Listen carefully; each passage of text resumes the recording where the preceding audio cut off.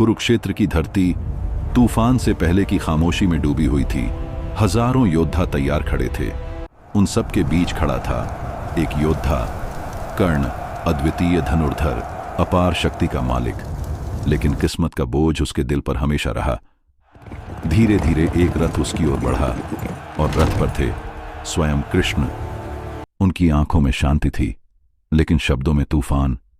कृष्ण ने कहा, क्या तुम जानते हो तुम वास्तव में कौन हो? यह सवाल साधारण नहीं था, यह कर्ण की पूरी जिंदगी बदलने वाला था। और फिर वह सत्य सामने आया जिसने कर्ण की आत्मा को हिला दिया। वह सूत पुत्र नहीं था, वह कुंती का पहला पुत्र था, पांडवों का सबसे बड़ा भाई।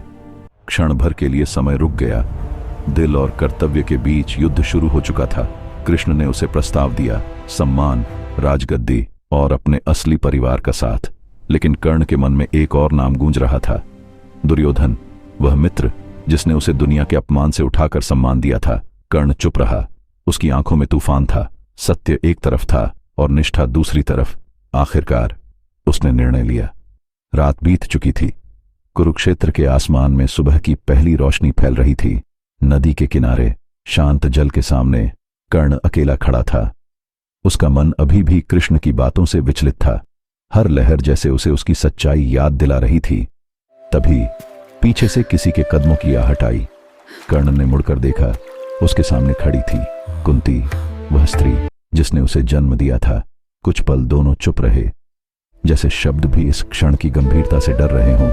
कुंती धीरे से बोली, कर्ण, तुम मेरे पुत्र हो।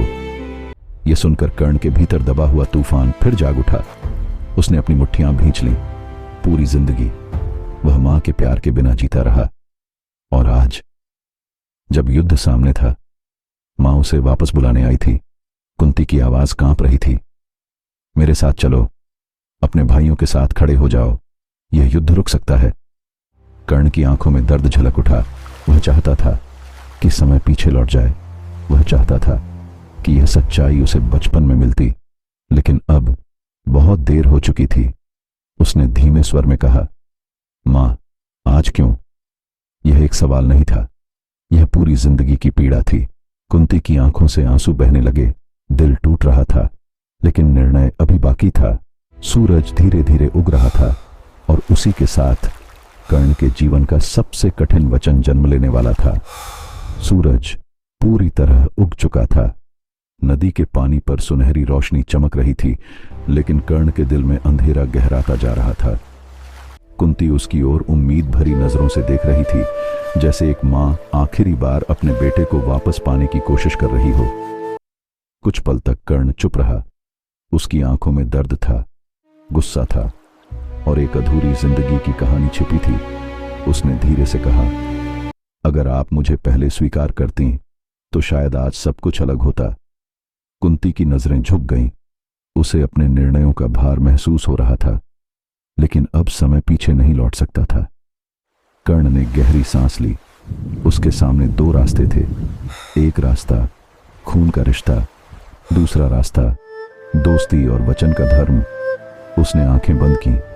उसे याद आया वह दिन जब पूरी दुनिया ने उसका अपमान किया था, और तब दुर्योधन ने उसका हाथ थामा था, उसे सम्मान दिया था, उसे पहचान दी थी। कर्ण की आवाज अब स्थिर थी, मैं दुर्योधन का साथ नहीं छोड़ सकता। यह सुनते ही कुंती का दिल टूट गया, लेकिन कर्ण अभी खत्म नहीं हुआ था। उसने आगे कहा, मां, मैं आपको एक वचन देता हूं। हवा अचानक शांत हो गई, जैसे प्रकृति भी उस वचन को सुनना चाहती हो। युद्ध के बाद आपके 5 पुत्र जीवित रहेंगे। कुंती ने आश्चर्य से उसकी ओर देखा। कर्ण की आंखों में दृढ़ता थी। मैं किसी भी पांडव को नहीं मारूंगा, सिवाय अर्जुन के।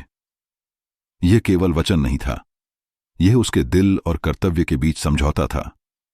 कुंती की आंखों से आंसू बहने लगे।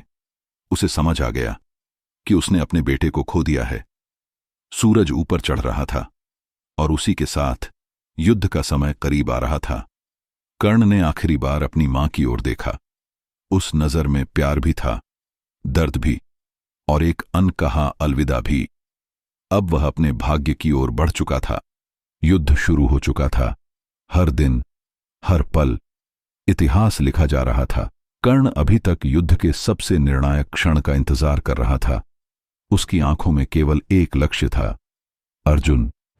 दोनों योद्धा, जिनकी प्रतिद्वंद्विता वर्षों पुरानी थी, एक तरफ जन्म से मिला सम्मान, दूसरी तरफ संघर्ष से कमाया हुआ गौरव। जैसे जैसे दिन बीतते गए, युद्ध और भयानक होता गया, लेकिन कर्ण का संकल्प अटल रहा। उसे अपने वचन याद थे। वह अन्य पांडवों को मार सकता था, लेकिन उसने हर बार खुद को रोका। उसके दिल में मां को दिया गया वचन गूंजता रहता था। फिर आया वह दिन जब भाग्य ने दोनों योद्धाओं को आमने सामने ला खड़ा किया। अर्जुन और कर्ण तीर धनुष पर चढ़े, आंखें लक्ष्य पर टिक गईं, और फिर युद्ध शुरू हुआ। तीरों की बारिश आसमान को चीर रही थी। कर्ण के चेहरे पर एक अजीब शांति थी, जैसे वह जानता हो कि यह केवल युद्ध नहीं, उसकी नियति है। अचानक भाग्य ने करवट ली। कर्ण के रथ का पहिया जमीन में धंस गया। क्षण भर के लिए समय रुक गया। उसने रथ से उतरकर पहिया निकालने की कोशिश की। उसके मन में शापों की यादें लौट आईं। वह समझ गया कि किस्मत अब उसके खिलाफ खड़ी है। फिर भी उसने हार नहीं मानी। उसने आखिरी बार धनुष उठाया, क्योंकि वह कर्ण था, और कर्ण कभी बिना लड़े पीछे नहीं हटता था। लेकिन युद्ध के नियम अब बदल चुके थे। कृष्ण ने अर्जुन को संकेत दिया। हवा भारी हो गई, और फिर एक तेज आवाज के साथ तीर आगे बढ़ा। क्षण भर में इतिहास बदल गया। महान योद्धा कर्ण धरती पर गिर पड़ा। उसकी आंखों में दर्द नहीं था, सिर्फ एक अजीब सी शांति थी, जैसे वह जानता था कि उसने अपना धर्म निभाया है। उसने दोस्ती निभाई, मां को दिया वचन निभाया, और अपने भाग्य को स्वीकार किया।